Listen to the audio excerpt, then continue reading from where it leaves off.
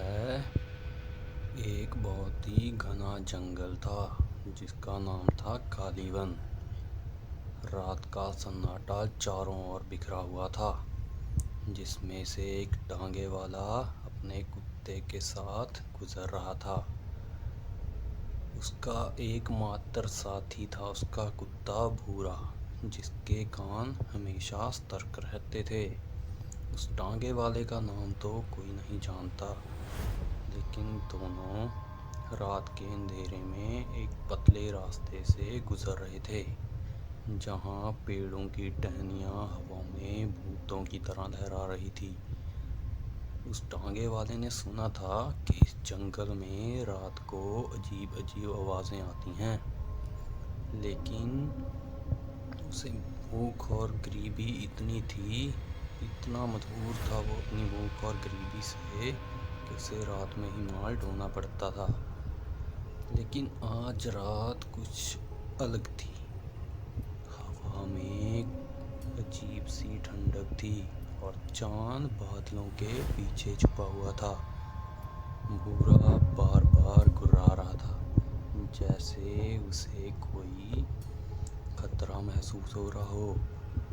टांगे वाला उसे चुप कराने की कोशिश करता, लेकिन उसका दिल भी जोर से धड़क रहा था। वो भी डरा हुआ था। अचानक टांगे की लालटेन की रोशनी कम होने लगी, जैसे कोई उससे रोशनी चूस रहा हो। ये क्या हो रहा है भूरा? उसने कुत्ते से कहा, लेकिन भूरा अब और जोर जोर से भौंकने लगा।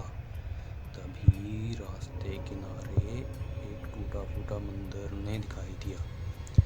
मंदिर के बाहर एक अजीब सी मूर्ति थी, जिसके चेहरे पर कोई आंखें नहीं थी।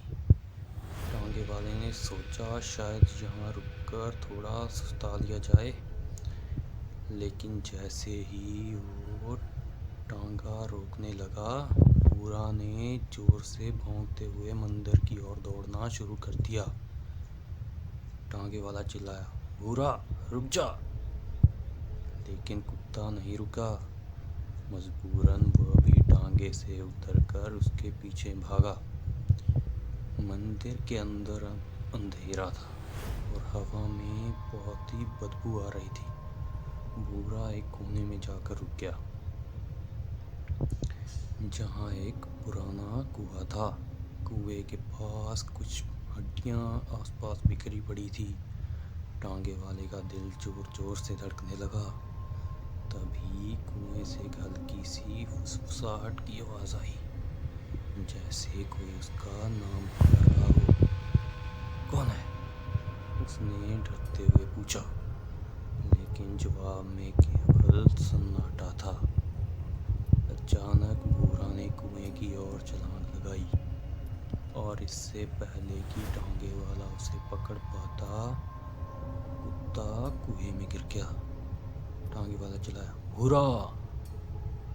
उसने कुएं में झांका, लेकिन अंधेरा इतना घना था कि कुछ दिखाई नहीं दिया। तभी उसे कुएं से एक ठंडी हवा का झोंका महसूस हुआ, और उसके साथ एक भयानक आवाज आई, तूने मुझे क्यों छुआ?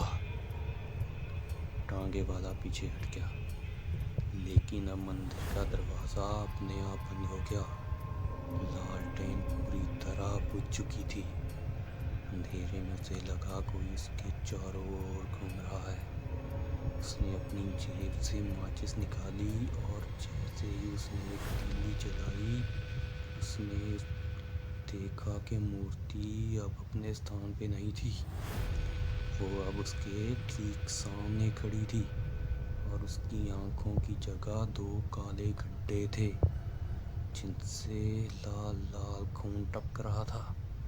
टांगे वाला चीखा और भागने की कोशिश की, लेकिन उसके पैर जैसे जमीन में गड़ गए, उससे हिला तक नहीं गया। मूर्ति धीरे धीरे उसकी ओर बढ़ने लगी।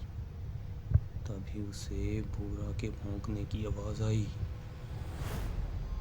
कुत्ते की आवाज में इतना दर्द था कि टांगे वाले का डर गुस्से में बदल गया। उसने अपनी सारी हिम्मत जुटाई और माचिस की रोशनी में मूर्ति की ओर देखा। तू जो भी है, मुझे और मेरे कुत्ते को छोड़ दे, उसने चिल्लाकर कहा। अचानक मंदिर में एक तेज रोशनी चमकी और मूर्ति अचानक से कहीं गायब हो गई। कुआं भी अब खाली था। भूरा कुएं के पास में बैठा हुआ था, जैसे कुछ हुआ ही ना हो।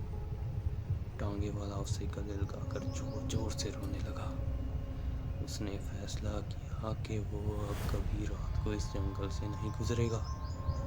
गांव वालों का भी कहना था कि उस मंदिर में एक प्राचीन आत्मा रहती है जो रात में भटकने वालों को फंसाती है।